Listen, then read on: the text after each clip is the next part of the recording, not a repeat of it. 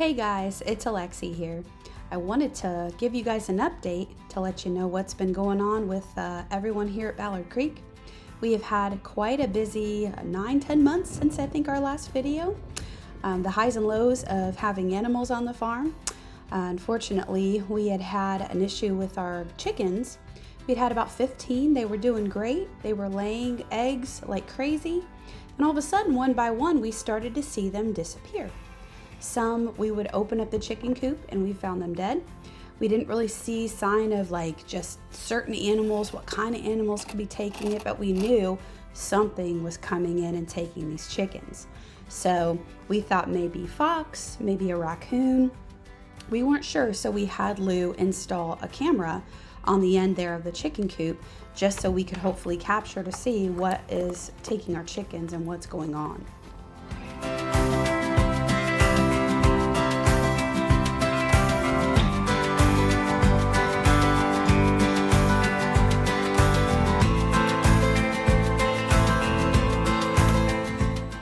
I believe it was a night or two later we captured this on our phones. It was a bobcat. So we were shocked. We couldn't believe that a bobcat was coming in and one by one killing our chickens and taking them out. But it's not super huge, but it's a good size. He had enough of room to get up inside the chicken coop because it was completely open. We didn't have it enclosed. And unfortunately, we lost all of our chickens and we ended up having to put a complete enclosure around the chicken coop just for safety purposes. So here's a little bit of footage of the enclosure that we added on to the chicken coop. They did a fantastic job, and obviously our chickens were well kept, taken care of, so we decided to add and order 15 more chickens to the 9 that we already had currently. And so they came in the mail. We were so excited to get them. They're so sweet. They were vibrant, healthy. We were doing great, kind of keeping them under the heat lamp. And 3 days later, I believe it was a few days later, my husband came down and found all of them gone. They had been taken by either a raccoon or maybe the same bobcat, I don't know, but unfortunately he left the top part of the door open where they were completely closed, and that had something came in and got them and they were all gone. So now this is set number 2.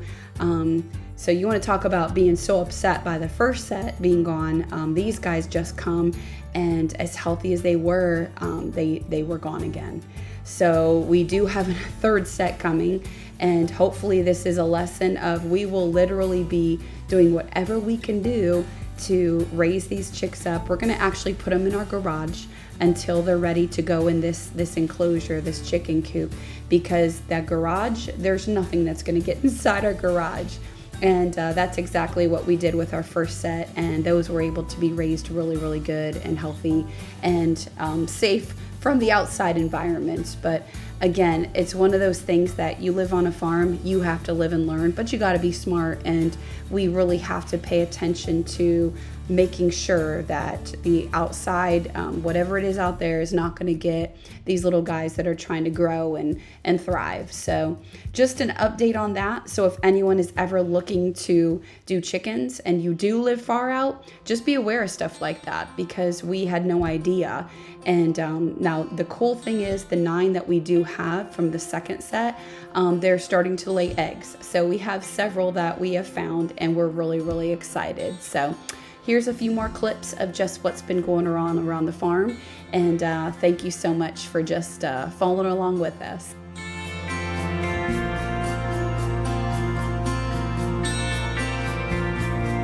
Hold on.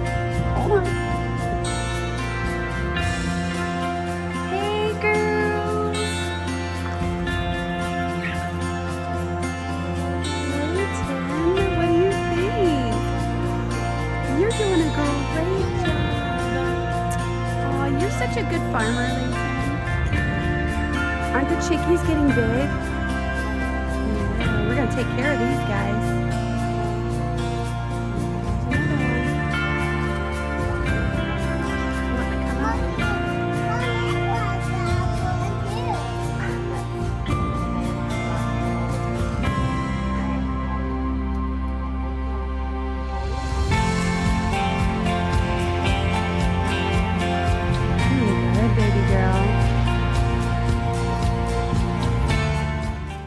Another really cool thing that we got to do together as a family was plant our garden and plant several fruit trees around the property.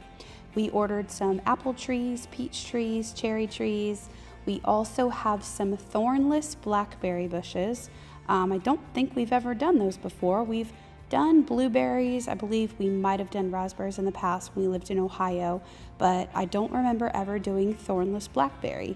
So that is going to be good. The kids can definitely help with those because they won't poke them if they ever try to pick some. But they've been so helpful. It's been a lot of fun working with the kids and teaching them about planting and why we plant, where we plant, how to take care of things. CJ, of course, he's all about helping. He is such a big helper. He's only 5, and we always say he works harder than most 25 to 35-year-olds. But it's been super fun. Lou also had a really neat idea. We were able to take a trip to Jackson Hole, Wyoming on one of our trips out west, and these birch trees we would see all around the national parks that we would go to, and had these yellow leaves on them. It was gorgeous. They were just beautiful. And Lou thought, you know what, I'm gonna order some birch trees and try to plant them here in Georgia. He does a lot of research and he loves doing that kind of thing and seeing how this plant would take, or how this tree would take out amongst our trees. So the picture shows that we have fencing around them. We're trying to put fencing around them to keep down from the deer or anything eating these plants. So we put some birch trees there, and hopefully we'll get some to plant and take root, and I'd like to see what happens with those. Another fun thing that we got to witness was a new baby goat being born. His name is Momo. We call him, actually his name was Mo, but we call him Momo. He's the sweetest little guy ever. It was so cute watching this little thing pop up out of the field. And my daughter calls us and says, we have a new little addition in the field. And it was just the cutest thing to watch, this little guy jumping around his mom. And but yeah, there was 2 goats that were born. One of them sadly passed away, and Momo ended up living. So it was sad that we didn't have the both of them to enjoy, but unfortunately that's just how it goes when you live on a farm, and you can't always be present or know when they're going to have their babies. And sadly one of the babies didn't make it. And but we do have Momo, and we're looking forward to adding more additions to our little goat family. But he's growing, he's getting big, and the kids absolutely love him, and he's just a sweet little guy. So it's been a lot of fun.